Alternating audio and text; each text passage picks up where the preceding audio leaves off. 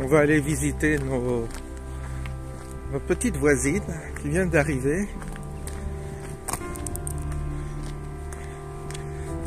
Voilà. Voilà les 3 nouvelles voisines cette année qui viennent me tenir compagnie pour tout l'été. Et puis voilà, il y a l'autre qui arrive, qui est curieuse. Hein? Ah. C'est marrant.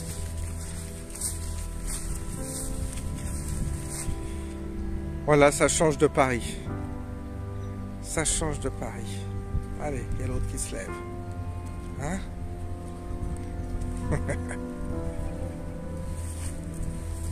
Il y en a qui sont un peu plus téméraires, peut-être. Voilà.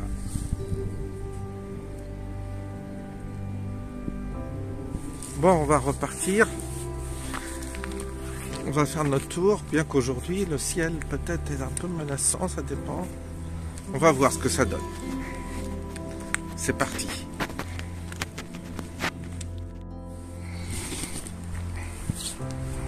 Bien, je reprends le fil. On a vu nos 3 voisines.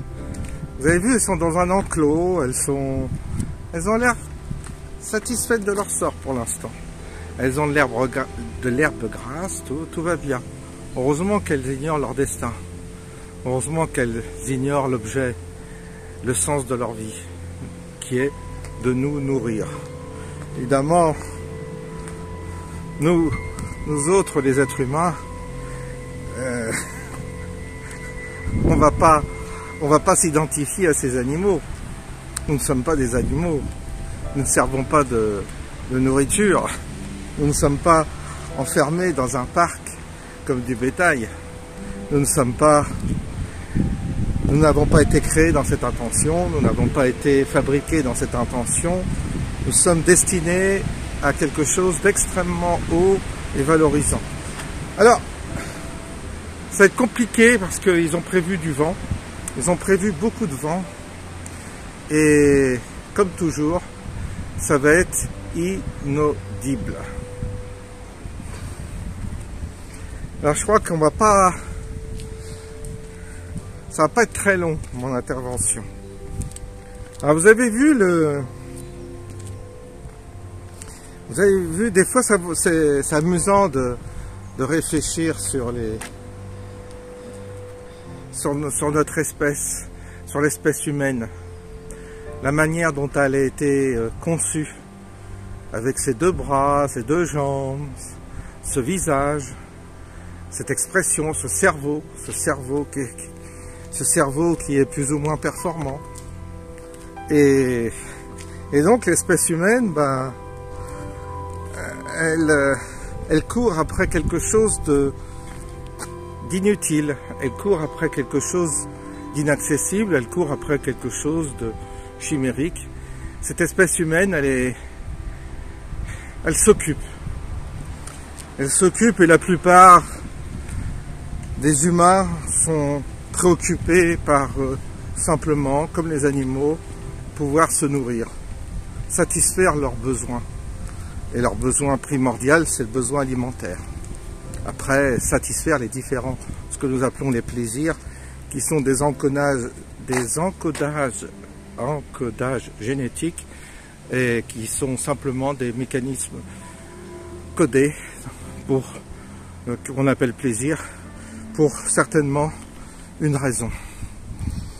Ah, si on savait tout, si un jour on vous dévoilait la vérité, ça serait peut-être dur de l'intégrer, peut-être même trop dur. Vaut mieux pas savoir. Vaut mieux pas savoir qui nous a fabriqués, et vaut mieux pas savoir si ceux qui nous ont fabriqués nous manipulent et continuent à vivre parmi nous afin de nous observer, de façon à observer leur création, comment elle se développe, éventuellement modifier génétiquement cette création à nouveau, et peut-être expérimenter des choses qui les conduiront à une nouvelle espèce, peut-être une nouvelle ethnie, on ne sait pas. En tous les cas, ils sont là, incognito peut-être, à nous trafiquer, à nous éliminer, à nous recréer. Et tout cela, nous sommes un petit peu comme ces vaches dans le pré, on est un peu inconscient, on a de l'herbe, verte, on a de l'herbe fraîchement, comment dire, peut-être fraîchement coupée, qui nous est donnée. Alors, on ne se pose pas plus de questions que pour ça, on essaye de satisfaire nos plaisirs, et puis nos besoins primordiaux, et puis voilà, puis après ça se termine, quoi. Le corps se dégrade, il y a une obsolescence qui est programmée, de toute façon, nos corps sont destinés à disparaître. Puis après, après cette vie, ce qu'on appelle la vie, il paraît qu'on se retrouve ailleurs, à s'occuper autrement. Ah oui, c'est pas trop poétique de réfléchir comme ça. C'est pas trop mystique non plus, c'est pas trop spirituel parce que c'est une vision un peu mécanique de la vie. C'est une vision un peu curieuse, mais c'est une hypothèse qu'on a le droit de poser, c'est une hypothèse qu'on a le droit d'évoquer. Rien ne nous empêche d'évoquer cette hypothèse. Savoir que nous sommes des expériences de laboratoire et qu'en réalité notre émancipation, elle est absolument contrôlée et voire dirigée de façon à répondre à des objectifs que nous ignorons, comme ces vaches dans le pré, qui sont loin d'ignorer qu'elles vont finir comme beefsteak dans notre assiette. Alors évidemment, c'est pas très poétique, c'est pas très excitant comme perspective. Savoir qu'on serait une forme de bétail comme ça, d'élevage, et puis qu'on aurait organisé pour nous une espèce de, oui, un contexte, un encadre, un environnement nous permettant de nous développer assez sereinement. Enfin, ça dépend, sereinement ou pas, ça dépend du lieu, mais tout ça peut-être participe à des expériences ou des expérimentations pour savoir si l'espèce humaine, dans un lieu hostile, va se développer, comment elle se développe, dans un lieu plus facile, comment elle se développe. Puis peut-être qu'on a en nous des ingrédients qu'on ignore, mais qui sont là pour survivre à quelque chose, quoi. On ne sait pas non plus. Peut-être qu'on est simplement des véhicules destinés à simplement faire passer quelque chose. Qu'est-ce qu'on en sait? On n'a pas tellement de réponses de ce côté-là. On n'a pas tellement de gens qui ont été explorés dans ces contrées-là. Et puis, ceux qui s'y sont risqués, ils finissent dans des hôpitaux psychiatriques parce qu'ils sont devenus fous, quoi. Parce que c'est la folie qui nous attend quand on explore ces directions un peu hasardeuses qui remettent tout en question, qui remettent radicalement tout en question. Vous avez vu, notre civilisation est en train de mourir, la civilisation occidentale. C'est-à-dire que ce que l'homme blanc a fait de bien ou de mal, peu importe, ce qu'il a créé, la technologie, toute cette évolution de la technologie, ça vient de l'Occident. On ne va pas dire que ça vient d'ailleurs, puisque toutes les autres ethnies ont copié l'homme occidental dans sa manière de vivre. Eh bien, d'un seul coup, on a décidé que l'expérience devait certainement s'arrêter là. Donc tout est fait pour que cette civilisation, ainsi que tous ceux qui la peuplent, disparaissent. Disparaissent au profit peut-être d'une autre ethnie ou d'autres ethnies peut-être plus soumises, plus dociles. On ne sait pas. Peut-être qu'on est arrivé à un point où on commence à en savoir trop. on commence peut-être à avoir trop de connaissances. Ça devient un peu dangereux ou ça devient peut-être, oui, inquiétant, menaçant. Donc, quand une espèce évolue trop vite, il faut peut-être faire en sorte qu'elle disparaisse pour qu'une autre, plus docile, prenne le relais, moins évoluée. C'est pas exclu, hein. Qu'est-ce qu'on en sait? Et donc, dans ces fameuses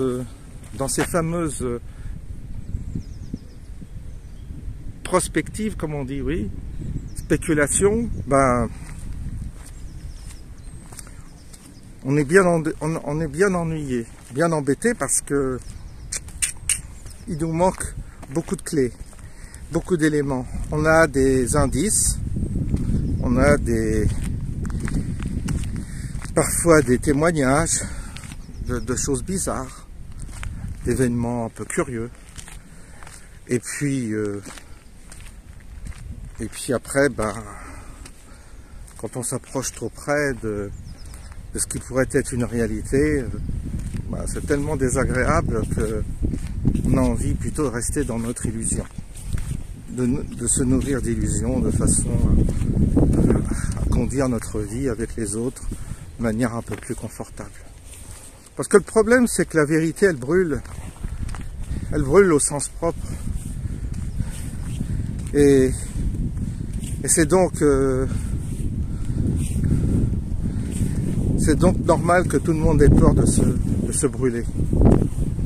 Et en général, celui qui s'aventure dans ces contrées-là, on préfère l'enfermer dans un hôpital psychiatrique en disant qu'il est fou, de façon à protéger le collectif qui, lui, continuait à pédaler dans la semoule, comme les Shadocks. Je ne sais pas si vous vous souvenez des Shadocks. Ils moulinent, ils s'occupent, pour rien, mais au moins, ils doivent, quand je dis pour rien, pas pour rien pour tout le monde, mais ils moulinent dans le vide comme ça, faisant semblant de s'occuper, faisant semblant de vivre. Et comme ça, vous avez du bétail bien discipliné, du bétail bien attendri, dont la finalité lui échappe, comme ces vaches que nous avons vues. Ah, c'est pas glorieux. Alors vous allez me dire, Dieu dans tout ça, les anges, les apparitions d'anges, les Saint-Michel-Archange, la Sainte Vierge, tout ça, qu'est-ce que ça veut dire? Qu'est-ce que ça signifie?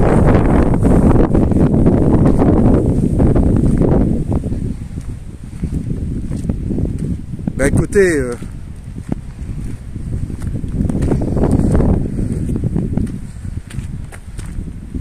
je suis bien en peine de vous le dire. Alors, c'est certes que ça a un sens. Certes que ce que nous appelons par exemple Saint-Michel-Archange, la Vierge Marie, certes ça correspond à des réalités, puisque certains ont été en contact avec ces réalités. Mais vous dire, la nature de ces entités, est-ce qu'elles sont réelles, est-ce qu'elles sont virtuelles, est-ce que ce sont des hologrammes, est-ce que vraiment ça correspond au schéma que l'on s'en est fait, à l'histoire qu'on a racontée? On peut noter quand même parfois des incohérences. On peut noter parfois des contradictions. Et tiens, c'est pas cohérent. C'est pas cohérent tout ça. Ce qui n'est pas cohérent, c'est qu'on a chez l'homme, si vous voulez, des pulsions. On a chez l'homme des mécanismes génétiques qui sont en contradiction avec sa survie. C'est pas cohérent. Si moi je fabrique un homme, c'est pour qu'il survive, pour qu'il évolue. Si je suis en train de créer une entité, quelle que soit, ou une espèce, je vais faire en sorte que par exemple, elle puisse se développer, qu'elle puisse apprendre, qu'elle puisse devenir intelligente.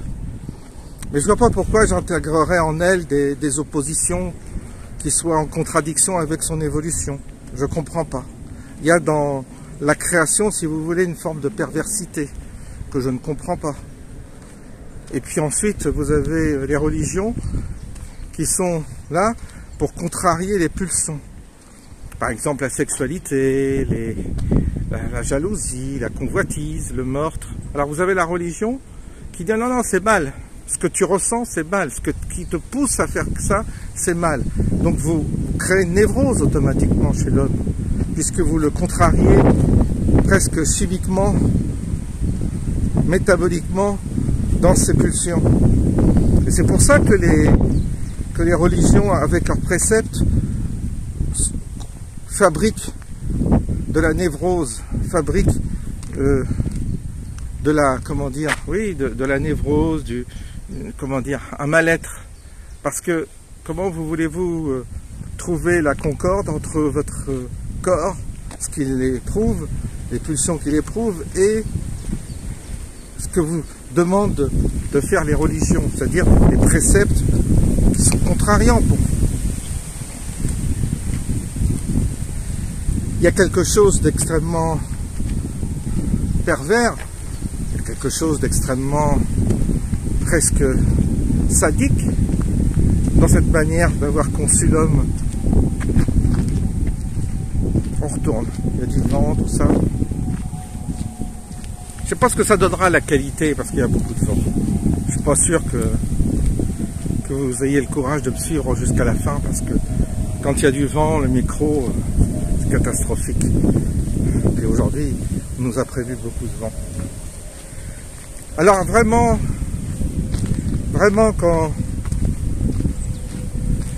quand on prend conscience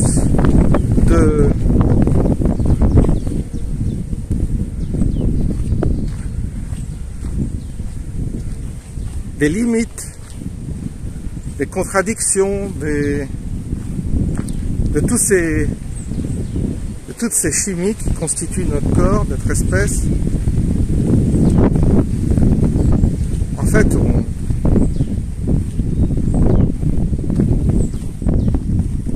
comprend pas.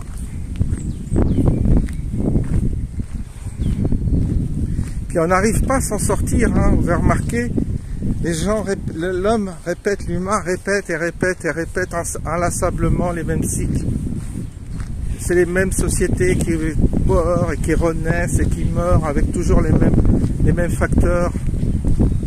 On n'arrive pas à construire une société idéale. On n'arrive pas. Ça n'existe pas. À chaque fois que vous voulez construire une cité idéale avec plein de valeurs, sans argent, tout ça, ça tourne en catastrophe. C'est perverti presque immédiatement. Pourquoi c'est perverti? Parce que l'humain est fabriqué de telle manière que ça ne peut pas aller dans le bon sens. Ce qu'on appelle le bon sens pour nous. Mais c'est peut-être le mauvais sens pour ceux qui nous ont fabriqués. Il faudrait qu'on s'intéresse un jour à ceux qui nous ont fabriqués. Voilà. Il faudrait les rencontrer, si ce n'est déjà fait, que leur dire, ok, vous nous avez fait, on vous a servi à ça, ça, ça, maintenant est-ce que vous pouvez nous rendre notre liberté?